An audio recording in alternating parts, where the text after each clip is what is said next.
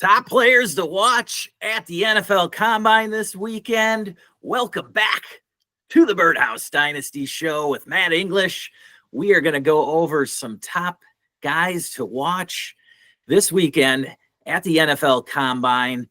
We've got just the defensive players going today, tight ends on Friday, and then Saturday is our golden day. We have the quarterbacks, running backs, and wide receivers all showing out in the Underwear Olympics in Indianapolis. And we've got some hidden gems for you to watch. We're not talking the elite tier players here. We're talking the guys who are trying to either solidify their stock as a day 2 pick in the second or third round, or in the quarterback situation that I'm going to talk about, he could possibly jump up into the first round, top half of the first round. Who knows? Quarterbacks are needed in the NFL, and they get overdrafted all the time. But we're going to get things started off with Matt's running back that he wants to watch this weekend. And, well, how are you doing today, Matt? I'm doing all right. All right, man. I'm back in the birdhouse talking about fantasy, so it can't be too bad, right? Hey, there's nothing wrong with talking fantasy football. And then we finally get some action here. It's been a couple weeks since the Super Bowl. The NFL does just an excellent job of spreading things out over the offseason to keep us interested. And for a lot of people, they've been seeing this maybe as a dead period. Not us, not here in the birdhouse. We have been looking at the coaching changes that have occurred and analyzing these prospects. And now we've narrowed it down to 6 guys in particular that we really want to watch this weekend. We're watching everybody, of course, but these guys really are guys that we could see really pop this weekend and jump up the board possibly in your rookie drafts coming up in May. So let's get things going here, Matt. You've got your running back. He was somebody I know did well at the Senior Bowl, and that is Brashard Smith out of SMU. What do you got? What are your thoughts on Brashard? So last year I kind of called out a Tyrone Tracy, and that's actually my player comp for Brashard Smith. Being a former wide receiver at the University of Miami for a few years, then transfers out to SMU and plays running back and just completely killed it as a running back. So me playing fantasy, I like running backs with pass catching upside. He's going to give me that, and I think depending on his situation, he's going to have instant fantasy value because he is a pass catcher. So if he ends up in a situation like Tyrone Tracy did last year with a weak starter in front of you from a competition standpoint, he could buy for more playing time, but at the very least, he'll be the 2 in a 1-2 punch. Excellent. Yeah, I saw Ray G do an interview with Brashard at the Senior Bowl, and he seemed like a very humble guy and somebody who really wanted to compete. You could tell he analyzed film. I think Kamara was the guy that he enjoyed watching the most. So there goes with the receiving ability that he possesses. And yeah, Tyrone Tracy's exactly what you're getting here. But even a better version, I think. Talent-wise, I can't remember what Tracy ran in the 40.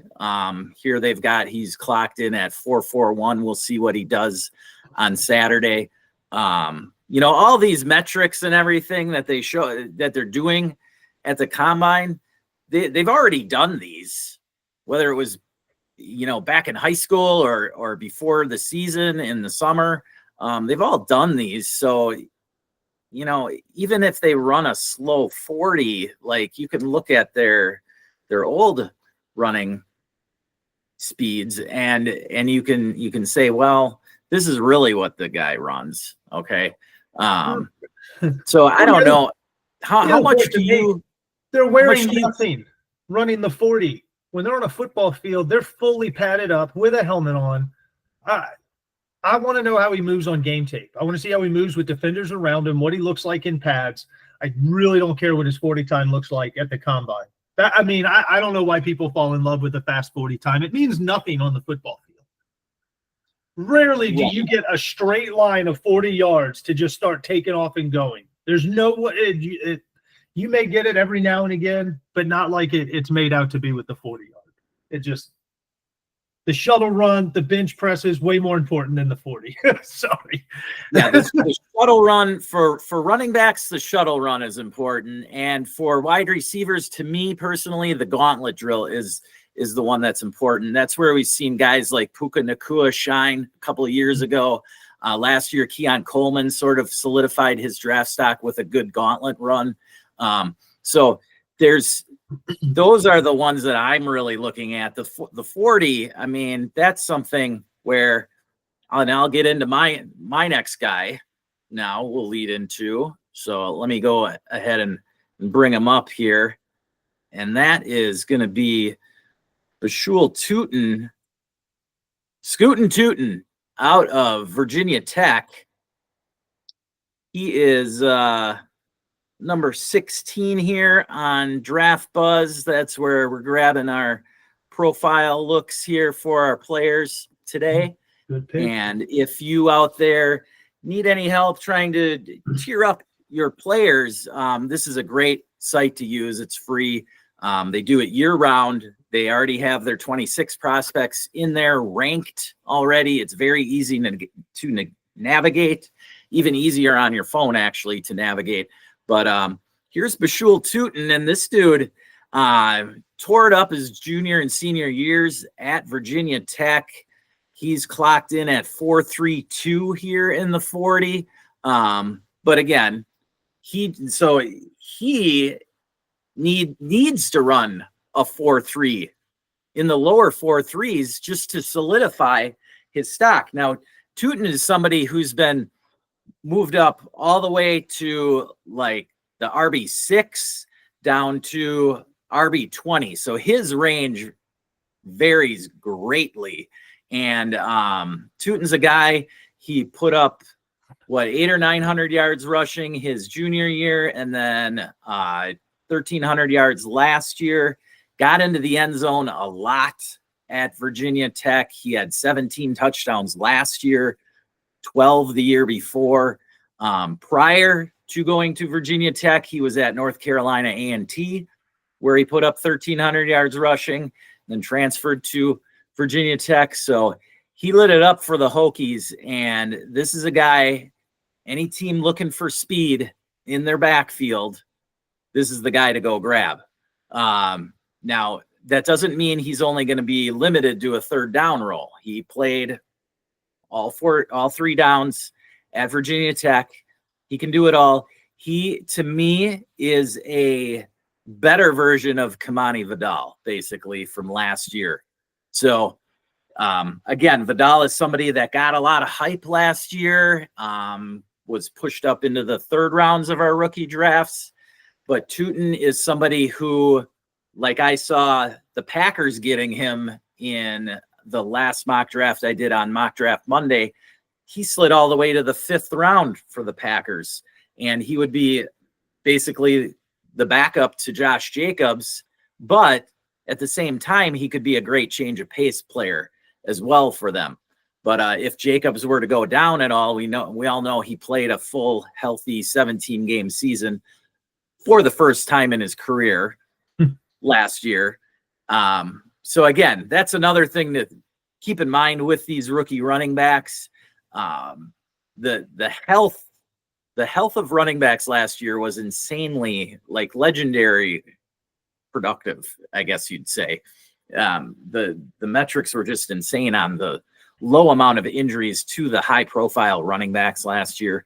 And so these guys, especially on teams who have new coaching staffs and already have one or two running backs, like let's say New England, right? New England is sitting on Ramondre Stevenson and Antonio Gibson still there. I saw Devin Neal go there in the 4th round in that mock that I used on Monday, right? Well, it's a new coaching staff. They're probably going to want to get their guy that they just drafted. They're drafting him for a reason. They like something they saw in him, whether he's like Devin Neal, a solid first and second down banger, but also can be a 3-down back. I mean, Devin Neal would be a great fit there because I think he's just a better version of Ramondre Stevenson, honestly. And, don't be scared off of these running backs that go in the 5th and 6th rounds this year. A 5th or 6th round running back this year is what typically is a 3rd or 4th round running back in the NFL draft. Any other thoughts you want to add on the running back position kind of as a whole before we move on to wide receiver? Yeah, because, I mean, let's just look at last year. I mean, we were all waiting for Jonathan Brooks to get healthy to see what he could do in Carolina. That didn't work out. The other guy we were looking at pretty heavily was Trey Benson, right? He's going to unseat James Conner, or James Conner's done after this year. They just extended him. But then and those were guys that we felt were going to take over backfields or at least have significant playing time going into last year. But then you see guys like Tyrone Tracy, who got drafted later. He's going to start as the second string guy, took over the backfield. Bucky Irving, another guy whose draft position slipped. He joined a backfield that already had an established starter. He took over the backfield. So to your point, just because someone is drafted later doesn't mean they're not as good of a player. And just because they join a backfield that's got running backs in it doesn't mean they won't get play time and valuable fantasy time, right? So these backs that we're mentioning, whereas they may not go in the first round where everyone's super stoked to take a running back right now, this could be one of those years where you happen to grab somebody a couple rounds later that it's kind of like a dart throw in your mind, but turns out to be the best draft pick you have, right?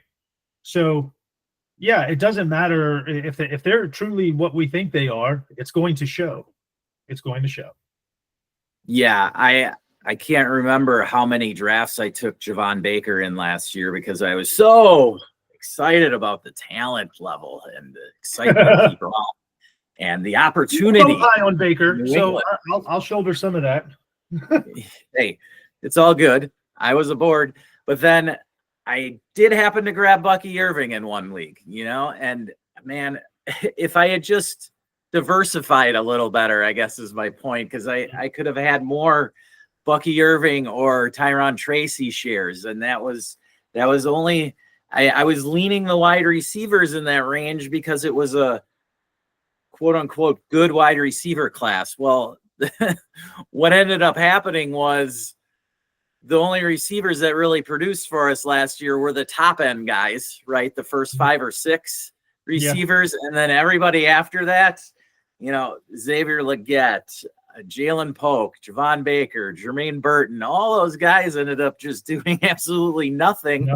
While Bucky Irving and Tyrone Tracy were the guys to grab, not Jonathan Brooks. And, so that could end up happening here this year where, the top end running backs, those first 5 could end up producing. And then some of these receivers that we're going to talk about now might be the hidden gems in the wide receiver class. So let's get to one of those guys, and we'll start off with your boy, Jack Bech from TCU. That's Jack Bech. Now I've heard it.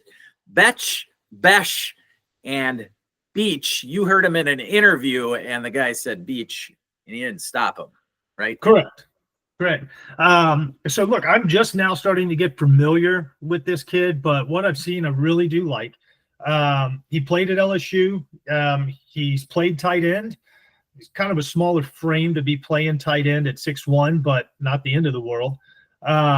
He's also now played wide receiver. If you watch the kid play, the way he's able to get off of the way he gets off of blocks at the line, and the crispness of his routes, having played tight end and wide receiver, is pretty impressive. I like the versatility of roles, lining up in different places within the formation or different positions and in different schools. I think it's all attractive stuff when you start looking down the line for wide receivers. I mean, look, we're not NFL scouts, right? We're not going to be able to watch tape on every prospect that could possibly be drafted in our fantasy drafts. But when you do get to watch some of these guys, there'll be a couple that catch your eye that are deeper down that you'll end up watching more tape on. And he's one of these guys I've started to watch more tape on. And so far, I like what I see, and he is on my radar for the tail end of maybe the second round of a rookie draft, all the way up to the end of the third round. And again, that's just going to depend on landing spot. But this is a guy who could contribute early with the right position. He could be what people call that Taysom Hill role, that joker, right? Where he can play both wide receiver and tight end. I know there's going to be some things that need to be cleaned up in regards to blocking, but it's a guy to keep an eye on nonetheless. And we'll see more here at the Combine, what he's capable of in some of the strength tests, and then in that gauntlet run, which we'll see. And the fact that he's classed as a wide receiver, we won't see him till Saturday, which I think is going to bode well for him and make him stand out differently, as opposed to going with the tight end class where I think he'd get just killed. There's good tight ends this year. So, yes, it is a very, very loaded tight end class this year. Best since 2017, in my opinion. Yeah, Beach was somebody, he made an awesome over-the-shoulder catch, one of the main highlights at the Senior Bowl. And then at the Senior Bowl, he played, apparently his brother passed away, so he played in his brother's jersey and had a monster game in the Senior Bowl. So Beach is definitely somebody who's displayed a lot of heart and grit and now is moving up the boards. And exactly to your point there, this late second, early third round-ish is the guys we want to target. That's, there's a big difference in the hit rate in our rookie drafts of a second round player to a third and fourth round player. You go second round players hit at about a 50% rate for us. And when I say hit at wide receiver, at least, that means just getting a top 36 season, because we typically start 3 wide receivers in our 12-team leagues. So a hit is finishing in a startable position at the end of the year. But a hit rates in the second round are 50%. Meanwhile, third and fourth round, only 8%. Which, if you look at the numbers last year, you've got from the third and fourth rounds, you got Bucky Irving, Tyron Tracy, and I don't know. Can you name anybody else from our third, fourth rounds that was startable weekly by the end of the year? I can't. But I got one dude who I believe hit for his position and will be a good asset moving forward, and that's Jatavian Sanders. I got him with the 310 in one of our leagues, but okay, I traded back into the third not a hit last week. So, but yeah, that's that's all I could come up with. I think. Let's see, who else did I draft in like a rookie third? Spencer Rattler. So that was an ill-advised pick on my part. So yeah, but to be fair, I started Spencer Rattler in my championship game. Yeah. And he's not dead in the water, not yet. I mean, whatever. It's not a third round pick. Point being, he's a quarterback in a super flex league. Yeah, no, I get that, especially last year with the injuries. Yeah. I personally, this year, I'll have no problem drafting Will Howard, Dylan Gabriel, those guys who get drafted, and I know, or at least feel pretty good about their opportunity to be their team's true backup, right? Mm-hmm. Dylan Gabriel's been he's a left-hander, right? Very accurate from Oregon. He has been mocked to Miami to back up Tua in probably 75% of the mocks I've looked at. He's going in the fourth round to Miami, lock it up. So whoever's ahead of Miami is going to have to jump them, or behind Miami is going to have to jump them in the fourth to get them. All right. Moving along on the wide receivers, I'm moving up the chart here and going to depending on where you have Travis Hunter, he's either the fourth or fifth rated wide receiver on most people's boards now. Matthew Golden out of Texas, who lit it up when it mattered most for the Longhorns last year, second half of the season. Their other receiver, Isaiah Bond, kind of tailed off, but Matthew Golden stepped up when it mattered most. He had 162 yards in the SEC championship, another 149-yard game in the college football championship, along with the game-tying touchdown there at the end to send it into overtime. And so we're with Matthew Golden, what we have is another speed demon. 4.38 is his clock time right now. But that can be, you can play devil's advocate with that, because what I want to get into, we don't want to be double counting here. So if Matthew Golden runs a 4.33, right, we're not going to all of a sudden put him ahead of Tet McMillan or Luther Burden or Emeka Egbuka, right? And he could even get drafted ahead of those guys because he is the prototypical X wide receiver on the outside. All right. He similar to I would call how Brandon Cooks runs the X role. Now Cooks is good in the slot as well. And Golden had worked on his route running, as you could see if you watch some of the highlights from the SEC championship and the college football playoff. He was running more routes, and that goes into how good of a deep ball artist he is, setting up D-backs with double moves and that kind of thing. He's not going to be a possession receiver, though. You're looking at somebody who you could look for to get, he's going to have a high per catch average, put it that way. He's not going to be the possession type, but I've seen him mocked as high as the Cowboys at 12. All right. Because he'd be the perfect complement to CeeDee Lamb. And that's a possibility. I don't think he'll end up going that high. He could fall into the second round even. He's somebody who I see going anywhere from pick 15 to 45 ish.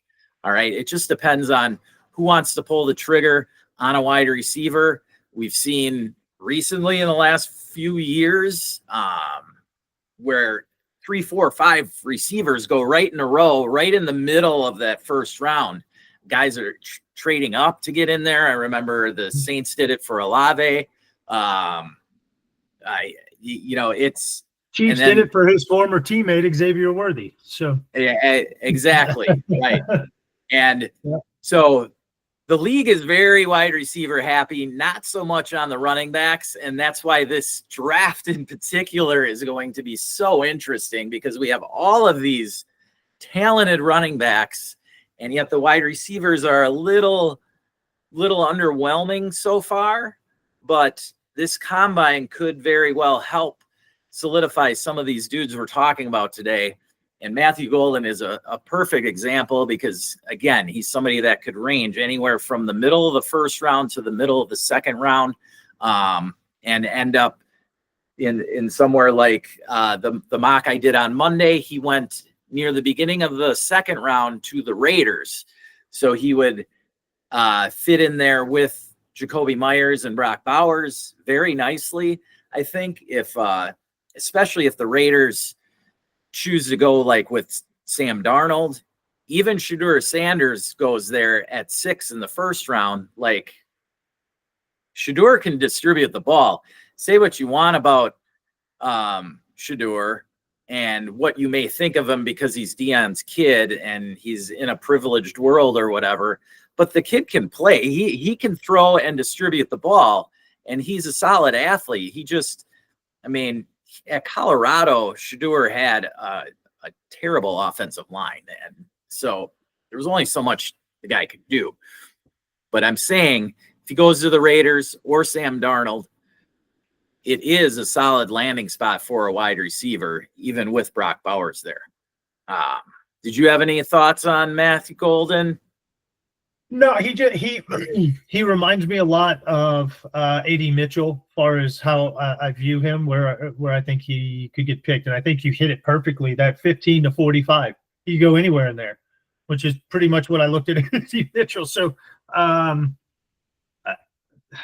we'll see. There's so many good receivers that come in and out of the NFL every year with this similar build, right? 6 feet, 205 to 190-ish.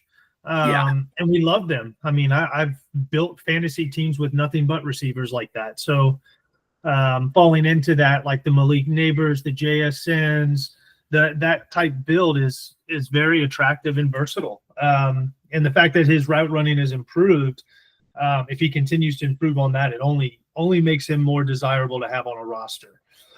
Better route running means more routes, more targets, more points. Yeah. I just see him as somebody who's a deep ball merchant with room to improve. And so that is attractive. What he did at the end of the year last year, really, you know, I don't like isolating 5 or 6 games, but it really stood out that he can be a better route runner than what the tape may just show. So moving along, though, we'll get to your next wide receiver here, and that's Jaylin Noel of Iowa State, Matt. Yeah. Pretty sure most of us know who he is now. He was the best wide receiver at the Senior Bowl, voted by the DBs at the Senior Bowl. I mean, man, you watch his tape. The dude can run from every spot on the field. XYZ, he can play all three. In my from what I've seen, his route running is superb. The defenses he's going up against, whether it's press, man, zone, he can beat it all. And I'm super impressed with this kid. If I could get him in the second round, I would be so happy to get a talent like this, regardless of where he goes, because this is a guy I feel like is going to shine through no matter where he lands. We talked about this before the show. Every team in the NFL needs another good receiver. Every one of them. Nobody's got 3 elite receivers. The best of the best have 2. So they can always use a third, right? So, yeah, wherever he goes, I want him. Absolutely. Yeah, I like his game. I've heard Khalil Shakir on player comp. I like him as more of a JSN. He's a little bit smaller, but I like his ability to play from every spot in the receiver room, and then also his ability to play against all defenses. So I think he's more of a JSN than like the Shakir. I think the Shakir is more the right size, the fact that he can play out of the slot, good routes, but he can play outside as well. And I'm not so sure some of the other comps I've heard would be able to play outside like he does. Yeah. With his kick returning ability as well, I see him like, you know, I feel I see Jaden Reed, but, you know, you mentioned Shakir and JSN. Those are also great comps. You get the idea. He can be a very good slot merchant, essentially. And that's important because in fantasy, which is what we're playing, we're trying to get points. And you rack up points with catches. And if you get into the right system, it ultimately comes down to where he lands. But if he gets into the right system, like, I mean, I know that New England's got guys, right, that are in that mold already in Pop Douglas and trying to think of the other little dude they got. But point being, Noel is more talented than Pop Douglas. He would be able to supplant him. And with Josh McDaniel's system, they got 2 or 3 guys running underneath all the time. So, I mean, they could have Noel and Pop Douglas on the field at the same time easily. And he would be a great addition for somebody like Drake May. So that's just one spot I've seen him go in the mocks. And I actually like that one opposed to somebody like Isaiah Bond going to New England.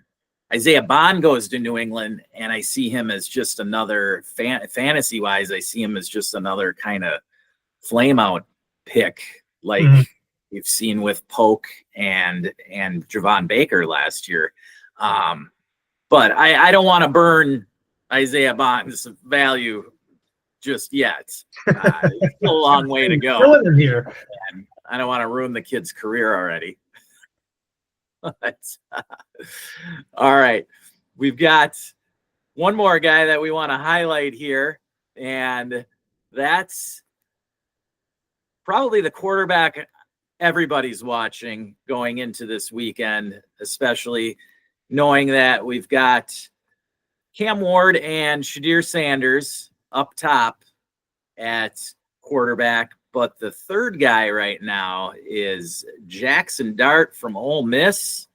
And let me say this, ever since the transfer from USC, now he followed Lane Kiffin to Ole Miss. So him and Lane Kiffin worked well together, because at Ole Miss now in the SEC, which is much better defensive competition than what he had at USC, he progressed very well every year from sophomore to junior. He greatly benefited from coming back his senior year, because there was talk last year that he could come out. But you could see the progression. He ended up with the 4th most yards in SEC history, over 12,000. Last year, he threw for 4,200 yards, ran for another 500 yards. He ended up rushing for almost, what was it, 1,400 yards and 15 touchdowns in his career at Ole Miss. So the guy has legs. He has a little dog in him. And I want to call him Baker Mayfield, because that's just, you can't do that. But I see him kind of like, Justin Herbert and Trevor Lawrence can run a little, right? So he's able to evade pressure. He doesn't like to. Now, this is part of this problem with the Lane Kiffin system, is it's a very one read system. Yeah. So that could not, is what has been knocking him down, put it that way. But what he did at the Senior Bowl, he impressed the scouts with his ability to look at the second and third and dump off reads. So you can tell that he's grown and matured. And so Jackson Dart now, he is somebody that could go anywhere from the top 10 to the beginning of the second round. And there's a lot of quarterbacks picking early. I'm saying in the top, 6 or 7 picks here that could wait and get lucky and land him at the beginning of the second round. It all kind of depends on teams later, like Pittsburgh's hanging out there at pick 21. They could easily go for somebody like him.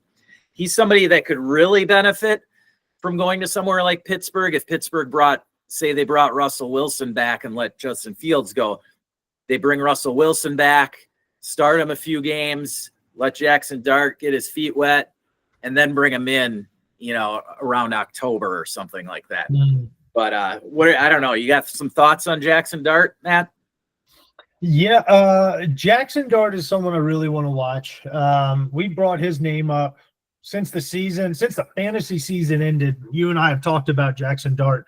And initially we talked at him as like a really good dart throw, ironically, with his name. But now he's turning into, he's not going to be a dart throw. He's going to be a legitimate pick here. The other part is we did the same thing to Bo Nix last year. A lot of people tore this kid down, myself included. The one read throws, the one read offense, everything was set up. Doesn't have to go through progressions. Bo Nix proved us all wrong, very quickly. So I do see a lot of similarity in the two. So I'm not going to beat on him for that. I mean, if there's improvement shown, which I think we saw at the Senior Bowl, yeah, he's a guy to keep an eye on for sure, because he could end up being the best quarterback in this draft. Yeah, as you can see right here on Draft Buzz, their number one comp or most similar player is Bo Nix. And I totally agree. He is right. I don't know if he'll come in and put up the numbers Bo Nix did right away, but if he gets the right coach that loves him and loves his game, like Sean Payton did with Bo Nix, I mean, you could just see it right away. I remember hearing that the Broncos had Bo Nix in for a visit. He threw 3 passes, and Sean Payton's like, "That's it. That's all I needed." He had his guy. Yeah, and it proved right. Like I can't stand Sean Payton from a personal level, being a Bucs fan in all those years in New Orleans, but I respect the hell out of him because he's a damn good coach and he knows how to coach quarterbacks, and he did it with Bo Nix. And if Jaxson Dart can land in a spot with a good head coach or offensive coordinator that can mold quarterbacks and that he fits that system, I mean, I could see him going to the Raiders, for instance, and Chip Kelly running the pistol. Yeah, that could be a fit for him. Yeah, it could be. Very, very well, because the pistol is a one read offense. Okay. Now we'll see if it works out. We've seen Chip Kelly in the NFL before, right? And he had success for 1 year in Philadelphia, but after that, with Michael Vick. Yes. Big difference in Michael Vick. play. Right. But again, that was a perfect fit. Yes. If you get the right fit, and I'm not calling Jaxson Dart, I don't think you are either. We're not calling Jaxson Dart Michael Vick. No. But it's similar in that Yeah.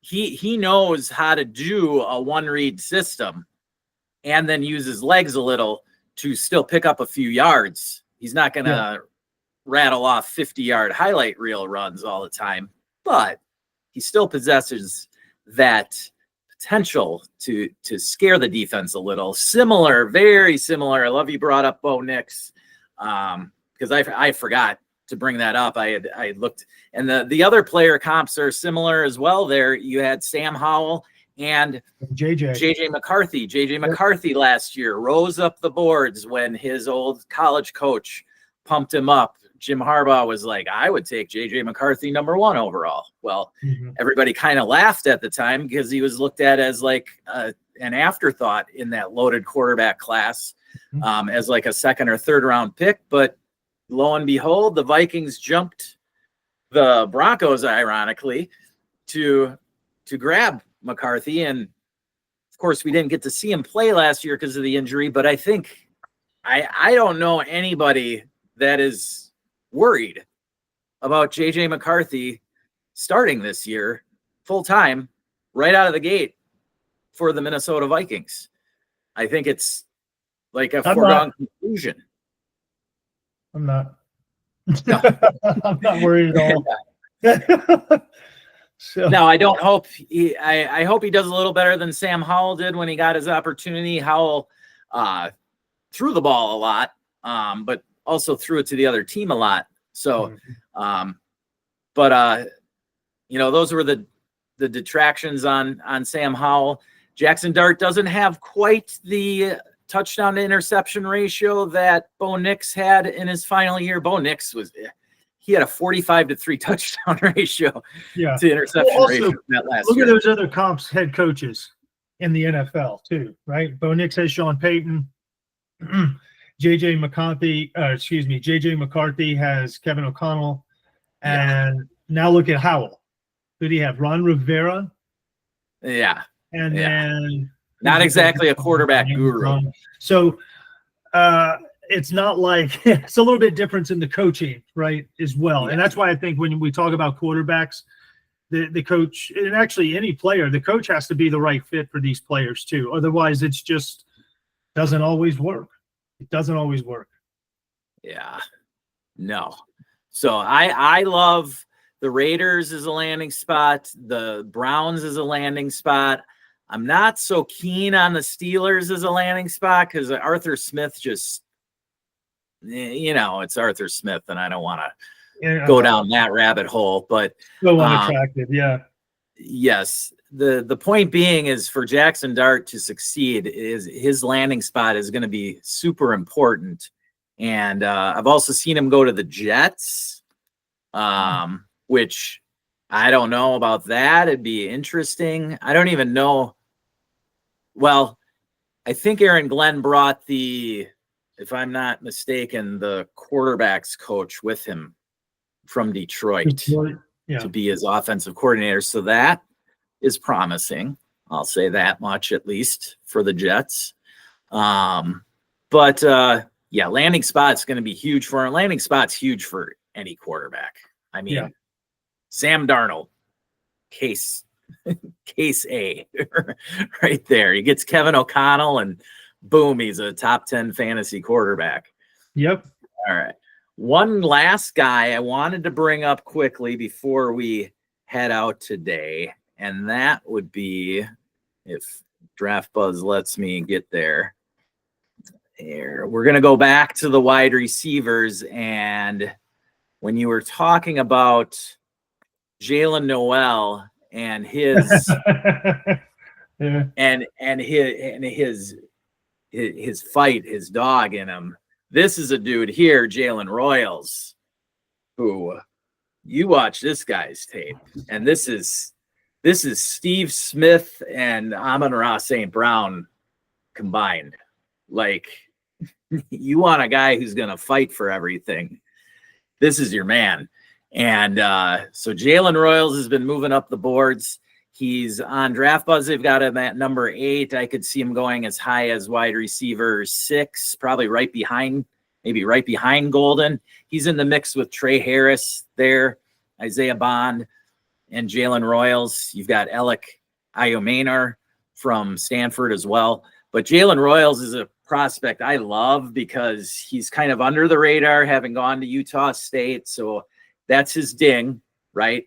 He didn't play in a Power 5 conference, but he went up against Boise State, who's got some legit secondary players, and put up 211 yards on them. So this guy is somebody that I don't mind taking a dart throw on at the back end of the second round. And if he falls to the 3rd in a rookie draft, I'm all over it. I don't know if you looked into Jalen Royals at all, Matt? A little bit. Again, I've only done some preliminary stuff. Okay. I've watched my top guys, and there's not a lot I need to spend on him, but Jalen Royals is right in that area where I'm going to spend a lot more time. 5'11", 210, similar build to Amon-Ra, but faster. So, I mean, he was clocked at a 4.38 40 basketball player. You can see those skills out there on the field when he's juking the D-backs. And then on top of his route running, he can take it to the house as well. So this is a guy who could be that hidden gem at wide receiver that we talked about with, all the running backs getting the main headlines for this 2025 rookie draft that we'll have.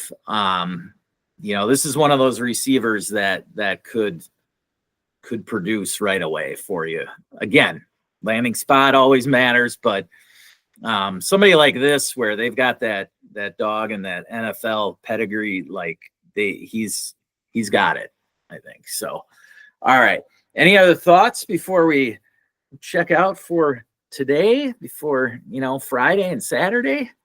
Yeah, sure. So I will throw out one more little bonus sleeper, and you mentioned him earlier. I realized I didn't have a quarterback for us, but I will throw Will Howard out there. I'm not going to spend a lot of time talking about him. Do your own research on the kid. But if you look at his numbers and you watch some of his tape and you watch what he did during the college football playoff, this is a guy that I wouldn't be upset having on my team, especially if I'm an NFL coach or an NFL offensive coordinator. He's built the way you would want your quarterback to be built in the NFL. He's tall. He can see over the line. He's gotten better each year. He's not going to blow you off the paper with like super abilities, but he gets the job done and he doesn't make a lot of mistakes. And he's pretty accurate with the football. So I think that translates to the NFL a lot better than people want to give it credit for. But the ability to be accurate, make the throws, and not make mistakes goes a long way in pro ball. So keep an eye out on Will Howard. He might be someone who you can grab super late in a rookie draft that could pay dividends in year 2, year 3. Absolutely. I love Will Howard. Glad you mentioned him. He's definitely somebody I'll eye up in the 3rd, 4th rounds, depending where he gets drafted and lands. But yeah, he's a prototypical backup for sure. And if he does get in the right situation, again, like the Raiders is a situation there. Chip Kelly is offensive coordinator from Ohio State, goes to the Raiders, the Raiders choose to wait on quarterback, maybe they lose out on the Sam Darnold sweepstakes. I would not put it past Pete Carroll to have this guy as his starter even. He had, how many years did he have Russell Wilson? Right? Russell Wilson was a 3rd round pick. Okay. Mm-hmm. He came to Seattle and they had just had who did they bring? Flynn. They brought in Matt Flynn for like Matt Flynn was the big free agent buy there for Seattle, and Russell Wilson beat him out. And you know what? If they, I don't know what free agent quarterback out there I could compare to Matt Flynn, because that was a very ironic situation there where Matt Flynn threw for 5 or 6 touchdowns in the last regular season game and blew up his stock with Green Bay there. But you can see the comps here: Will Levis, Kyle Trask, Carson Strong. I believe all of those guys were 2nd round quarterbacks. Only Will Levis has gotten any extended starts in the NFL, but that's the talent level you're looking at with Will Howard. And I see Will Howard as a prototypical backup with potential to be a starter for who knows how many games. I mean, again, he's in the right system, and he's a smart kid. He's a smart kid, and someone that's not listed up there, and maybe it's because of the size and this, that, and the other, but he reminds me of the way he plays the position. He reminds me a lot of Trent Dilfer, because he's very cerebral. Dilfer didn't have a ton of like great attributes when you compare to the quarterbacks of today and what he goes up against, right? I mean, he had a good arm. He was accurate, but he was very smart. He understood how to read defenses and where to put the ball and how not to make mistakes. He won a Super Bowl not making mistakes. So that could be what Will Howard does. Is he going to blow your fantasy stat line out of the water? No, but if he starts, he could get you 15 to 18 every week. Absolutely. Yes. So, I like the Trent Dilfer mention. I'm throwing some age knowledge out there, dude. It took him a few years to get smart, though. And when he was in Tampa, I don't even want to go down that road. Oh yeah, let's bring that back. Let's go Trent Dilfer, middle to late career Dilfer. Okay. It was the only thing that held us back. Oh man. Don't even start. We had to start Sean King to get to the NFC Championship. Yeah. The quarterback has not always been y'all's strong suit in Tampa, but y'all found ways to win Super Bowl. So, hey. Except y'all did bring in Brady. Okay. Y'all brought in Brady. And brought in Brad Johnson. Oh, come on, man. I know you won with Brad Johnson, but that dude was not like the Will Howard type. Yes, exactly. Brad Johnson didn't blow you away, but he did what he had to do that year. He's one of the most underrated quarterbacks in Bucs history, for sure. That's very fair. From my perspective. Very, very fair. For a very short time, only a couple of years, and he really only had that one good season, but he did his job, and and when the time came, he hit Joe Juravicius on that little 5-yarder that Juravicius took down the sideline at the Vet in Philly, and we were on our way to the Super Bowl. All right. Well, I want to thank you guys for joining us on our little NFL Combine preview here. We gave you 6, 7, 8 guys to watch closely because their draft stock is very dependent on their performance this weekend. They'll all be performing on Saturday. Don't forget to watch the tight ends on Friday because this tight end class is awesome. I'm telling you. And if you don't think so, go ahead and look at the 2017 class. I think this class is at least as good as that class was. And George Kittle went in the 5th round of that draft. So there's some gems at the tight end position this year. So don't forget about that position either. Any final thoughts, Matt? I gave my final thought. Trent Dilfer was your final thought? Trent Dilfer and Will Howard. That's all I had thoughts of here at the end. From the legend himself, Matt English. We all wish you a great, happy NFL Combine weekend.